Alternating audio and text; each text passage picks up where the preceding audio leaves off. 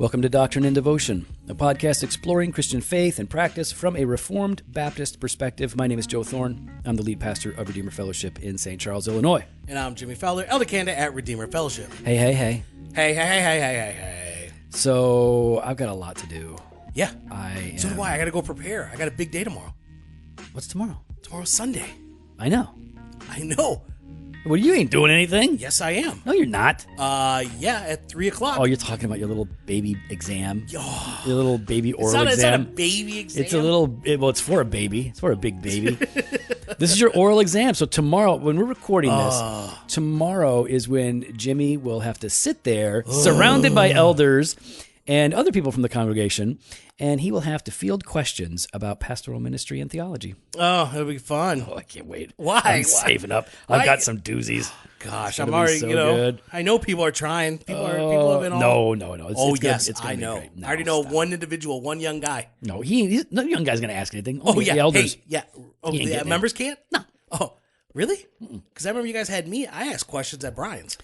No, you didn't. Yes, I did. No, I'm sorry. Yes, I did. I was there. That was a trial run. We did the real one. I was the only one. There.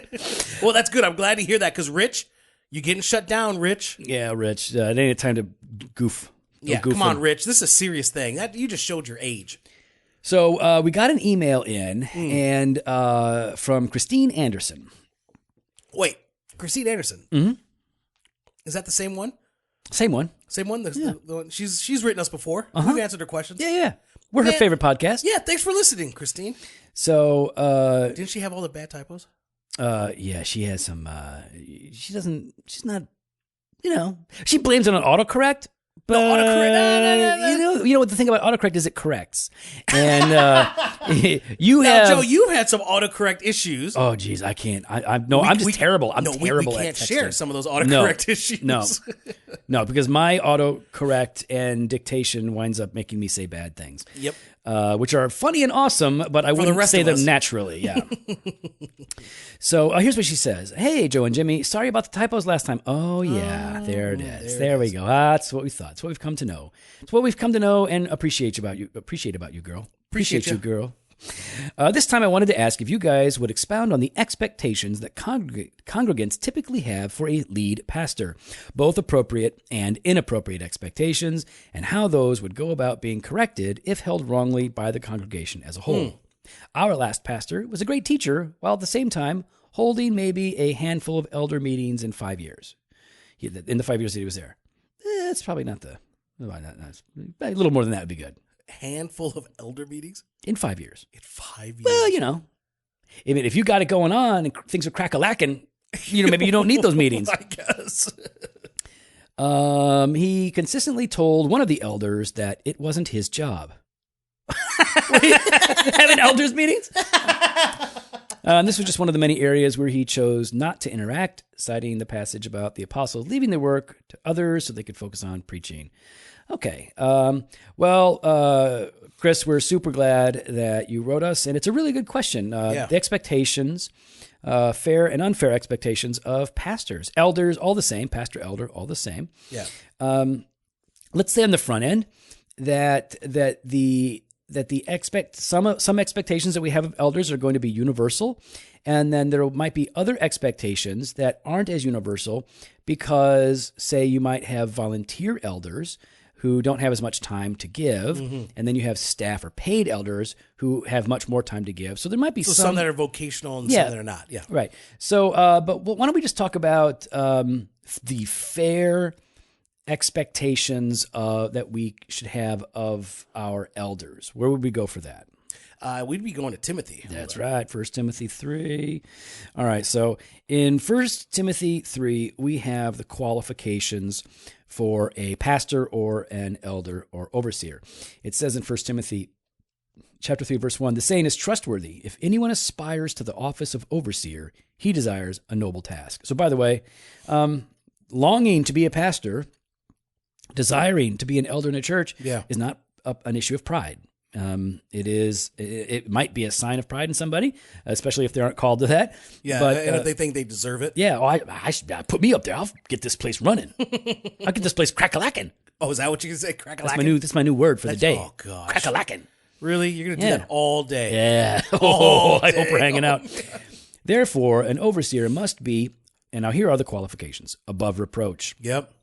The husband of one wife, sober-minded, self-controlled, respectable, hospitable, able to teach, not a drunkard, not violent, but gentle, not quarrelsome, not a lover of money. He must manage his own household well with all dignity, keeping his children submissive. For if someone does not know how to manage his own household, how will he care for God's church? He must not be a recent convert, very good. or he may become puffed up with conceit and fall into the condemnation of the devil. Moreover, he must be well thought of by outsiders, so that he may not fall into disgrace, into a snare of the devil. These are the biblical qualifications for a pastor/elder, and these are fair and fine expectations to have. Oh, I agree. Absolutely. I mean, just saying, it'd be above reproach. The husband of one wife, sober-minded and self-controlled. I mean, you want someone that's going to be in that office that's going to, while they may be passionate for the glory of God, is still well-tempered and calm and can help shepherd people. Because that's a lot of what this job is. A lot of what this role is how do we shepherd and love and care for those that God has given us. Yeah. I mean, there are qualifications because you need a certain kind of man in that role. Now, there's going to be different personalities. There's going to be different gifts. Which is really great, especially on you don't want everyone being the same on the elder board. Or you're going to have issues. But when you're saying like, well, what should I expect from my pastor? You ought to expect that he's not given to addiction. Yeah. You ought to expect that your pastor is self-controlled, that he has a good reputation with people out in the world, and they don't all think of him as some smarmy, slimy con man.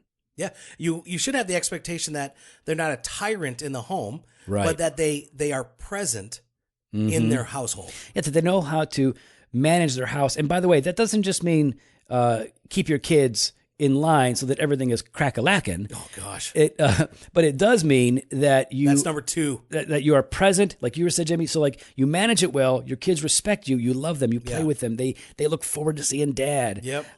Like that. These things all matter because we're not talking about like some sort of arbitrary guideline that somebody gave us, but this is what God says we need to have in our leaders.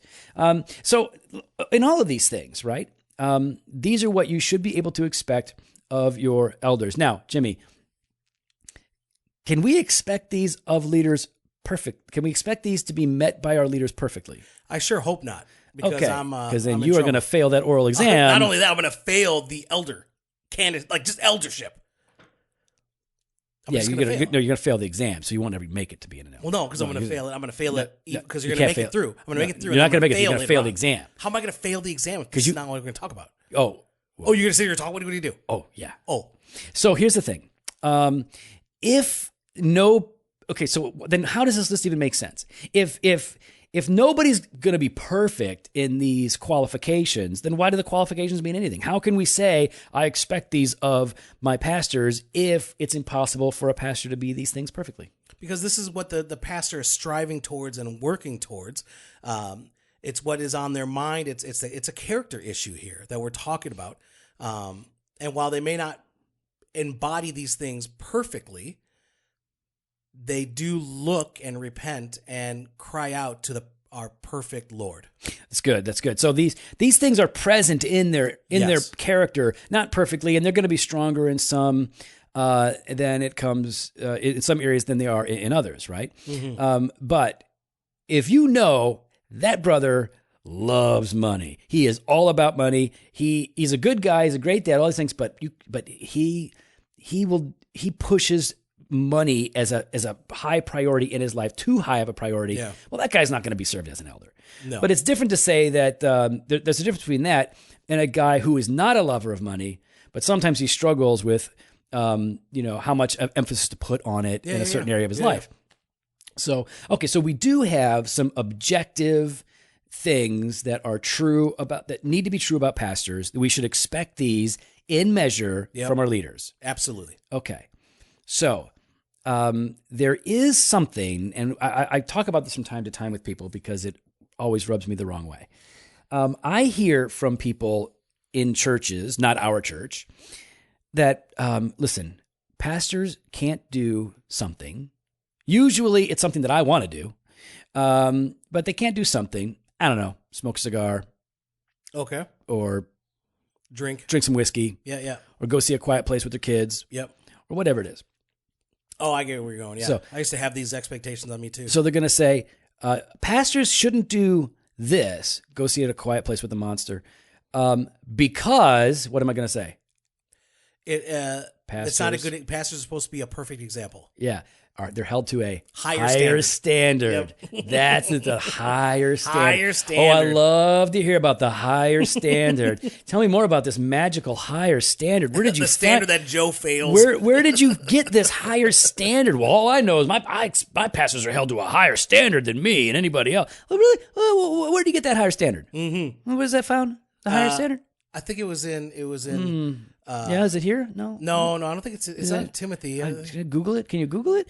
Because here's the thing, guys. You got when somebody says pastors are held to a higher standard, it begs the question: higher than what? Higher than God's standards? Higher than what? Are you saying that they're held to a higher standard than other Christians are held to? Because the only way that makes sense is if you're looking at the qualifications in 1 Timothy 3. And you're saying, well, you're not saying that Christians are not held to these same qualities. Yeah. Because they are. But that we expect these to be present in the lives of our pastors. So it's not that they're held to a higher standard. Yeah. They are held to the standard. The standard that God has called. That God has given. And so, and usually when people say, well, they're held to a higher standard, it's always some nonsense. It's always related to some extra biblical, non-biblical, anti-biblical law that some legalistic, pharisaical guy created because it makes him feel more righteous about himself, better about himself. So, yeah, leaders are held to a higher standard. They shouldn't be going to take their kids to see an R-rated movie. Or quiet. PG-13, I think is A Quiet Place. What's Quiet Place? PG-13? Yeah. It's not R? Nope. I thought you were going to get me. I thought so too. No, there's no even. Michael's not, like Halloween, none of those are R-rated. Well, they are if those are R. Oh, but you did Quiet Place. Dang it. I did Quiet Place. Why are you looking up Halloween? I know. I don't know why. A Quiet Place. No, it's PG-13. All right, keep going. Yeah. Why are you double checking? Why are you double checking? Because you're held to a higher standard. Oh, see. Now I wish it was R. Then I'd be like, so what? Oh. No, it's PG-13. I know what it is. I know the rating. Dude, I know horror movies. It's kind of like the thing that I know. Fine. I know tattoos, I know horror movies, and I know theology. Okay. So let me see. Oh, it's art. Is it really? Get out of here. I didn't want to say it. I let it go. Wait. Oh, look, it says R. Hang on. That's pretty good. It's got a 97% on Rotten Tomatoes. Yeah. Hang on now. Now I want to go look it up on Fandango. Because see if you were lied to. Your software needs to update. What's wrong with you? All right, now I'm going to look this up because I thought when I looked it up. It's fine, let it go. No, I can't let it go. Fandango. Come on, you were held to a higher standard and you did not meet it. The 2018 Doctrine and Devotion Conference is just around the corner, but there's still time to register. It's going to be bigger than last year, and that's thanks to our 7 sponsors. Wait, 7? 7? Oh, yes, we big time now. That's a holy number. B&H Academic, who put out the Spurgeon Study Bible. There's Moody Publishers, who put out your 3 books. We got Logos Bible Software. We got Missionaware. We got Legacy Dads. It's all going to be cool. Great. Yeah, and we also have some amazing coffee that's roasted locally here by Fresh Ground Roast. And the coffee is brought to you by Crossway Publishers and Soldiers of Christ Prison Ministries, led by Scott Kalis out of Redeemer Fellowship. This is a ministry where Scott disciples men who are incarcerated, helping them to become better followers of Christ and better dads as they exit the prison system. So you do not want to miss out on this. Go to drdevotion.com and register now. So I don't like it when they say that because it's never an appeal to a biblical no, I agree. issue. It's PG-13, A Quiet Place, right here. Where? Let me see. Where? See? Yep. Okay. So you were misled. Yeah, you were misled. Mine says PG-13. But right here says. Well, right here it says PG-13. Right here. Well, I think mine's right. The website says. That's not a website. Get out of here. Quiet Place website. All right. So I took my kids to see a hard R-rated movie where monsters are being destroyed and little kids are eaten. Oh, stop. I don't want to hear about this. So I don't like the higher standard. I think that's a bunch of nonsense unless you're simply saying we do expect our elders to live within the biblical requirements set forth for elders, right? Correct. That's okay, but that's different. That's different than this idea of higher standards. But what about, Jimmy, what about some cultural issues? I mean, the Bible, what the Bible gives us for the expectations that we should have of elders is pretty clear. Yeah. But then there are cultural issues that might be important, right? That we might want to say to our elders, hey, we really think it's wise for this not to be happening, even though the Bible doesn't forbid it, but because our culture perceives it a certain way, we ought to be careful. Is there anything like that you can think of? Is there anything where you would say, well, culturally, we probably need to be careful here? I'll give you an example.